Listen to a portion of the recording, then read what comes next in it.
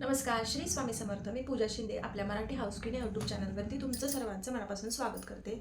तर आज सुद्धा मी सकाळ सकाळ व्हिडिओ करायला बसली आहे.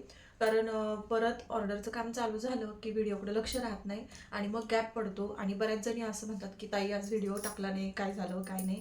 तर तर म्हटलं सकाळी सकाळीच तुमच्याबरोबर बऱ्याच गोष्टी मला शेअर करायच्या होत्या, बऱ्याच दिवसापासून शेअर करायच्या होत्या, आपल्या वुलन मॅट रांगोळीच्या संदर्भातल्याच. तर शेअर गोष्टी ह्या करायच्या होत्या की मार्केटमध्ये आता हे इतकं तुफान आलंय अक्षरशः वुलन मॅट रांगोळीचं. आणि त्यासाठी ना 80% लोक रॉ मटेरियल विकतायत, बरोबर का.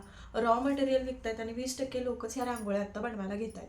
तर ह्या रांगोळ्या बनवून काही जणी विकतायत, काही जणी स्वतःसाठी बनवतायत. तर ह्या गोष्टी आपण बेसिक गोष्टी ज्यांना माहिती नाही आहेत त्यांनी माहिती करून घ्या आधी. मार्केटमध्ये इतकं आता कॉम्पिटिशन वाढलेलं आहे, याचं का कुणास ठाऊक मला पण कळतच नाहीये की एकमेकांशी कॉम्पिटिशन का करतायत. म्हणजे एखादी गोष्ट विकायची असेल, म्हणजे समजा आता ह्याचं बेसिक रॉ मटेरियल विकायचं असेल, एखादी 1000 रुपयाला विकते तर एखादी ती 700 रुपयाला विकते. तर मग माणूस पहिलं काय बघतंय की 700 रुपयाचं आपल्या 300 रुपये वाचत आहेत, आपण 700 रुपयाचं किट घेऊया. पण 700 रुपयाच्या किटमध्ये तुम्हाला काय काय मिळते हे तुम्ही कधी बघितलं आहे का.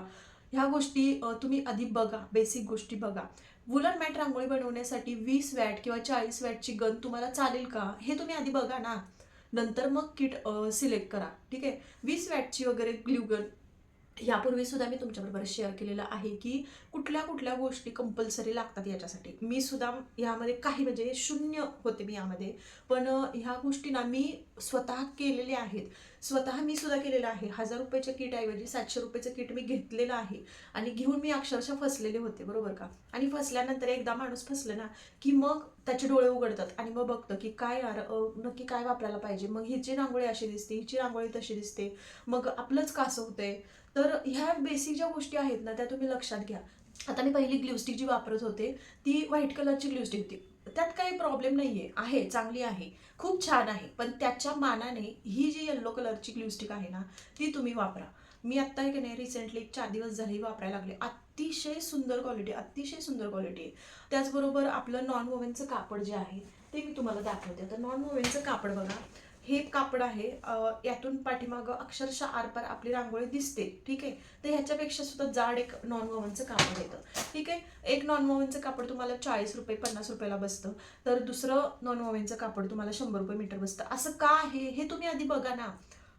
का तर त्याच्यामध्ये क्वालिटी आहे, क्वालिटी वापरा. जर तुम्ही कस्टमरला काही देत असाल तर तुम्ही स्वतः क्वालिटीचं सामान वापरा. कारण काय आहे की कस्टमर एकदा घेतलं की 4 बायकांना तो सांगणार आहे किंवा स्वतःसाठी सुद्धा ते परत खरेदी करणार आहे. मग त्या विश्वासावरती ते तुमच्यापाशी यायला पाहिजे या हेतूने तुम्ही ना रांगोळ्या बनवा. रांगोळ्या फक्त बनवू नका, त्याच्यामध्ये तुमचं पूर्ण इमोशन्स आहेत ना त्या घाला. 4 पैसे कमी मिळू दे किंवा 4 पैसे तुम्ही जास्त घ्या, पण चांगलं क्वालिटीचं वस्तू द्या. बऱ्याच जणींना यामधलं काहीही माहिती नाहीये, फक्त रांगोळी बनवायची. आपण जशी हाताने रांगोळी बनवायचं इतकं सोपं होतं ना, तसंच प्रत्येकीला असं वाटतंय की हाताने जशी आपण रांगोळी बनवायचो ना तशीच ही रांगोळी आहे. खूप कष्ट आहे त्याच्यामध्ये, खूप कष्ट आहे, पेशन्स आहेत, तुम्हाला वेळ द्यावा लागतो. त्याचबरोबर क्वालिटीकडे लक्ष द्या. माझं एवढंच म्हणणं आहे की क्वालिटीकडे लक्ष द्या. आज तुम्ही ट्रेसिंग पेपर घेताय, ट्रेसिंग पेपर तुम्ही घेताना कमी किमतीत जास्त जर भेटत असतील तिकडे तुम्ही जावा, हमखास जावा. स्वतःसाठी वापरताय ना तर तुम्ही घ्या, बिंदास्त घ्या. तुम्हाला 2-4 वेळा जर ट्रेस करायचं असेल तर बिंदास्त घ्या. पण जर तुम्ही बिझनेससाठी एखादा ट्रेसिंग पेपर घेताय किंवा ट्रेसिंग डिझाईन घेताय तर त्या पेपरची क्वालिटी बघा, ठीक आहे. क्वालिटी बघा, कारण ते मल्टिपल यूज होणार आहे आपला, ठीक आहे. मल्टिपल यूजसाठी वापर करायचा असेल तर क्वालिटीचंच घ्या. क्वांटिटी 4 कमी येऊ देत पण क्वालिटीचं सामान घ्या, एवढंच मला माहिती आहे. त्याचबरोबर आता रेक्झिनमध्ये सुद्धा म्हणजे अक्षरशः एक सुद्धा वस्तू सुटलेली नाहीये. सगळ्या वस्तूंमध्ये ना मल्टिपल व्हरायटीज आलेल्या आहेत.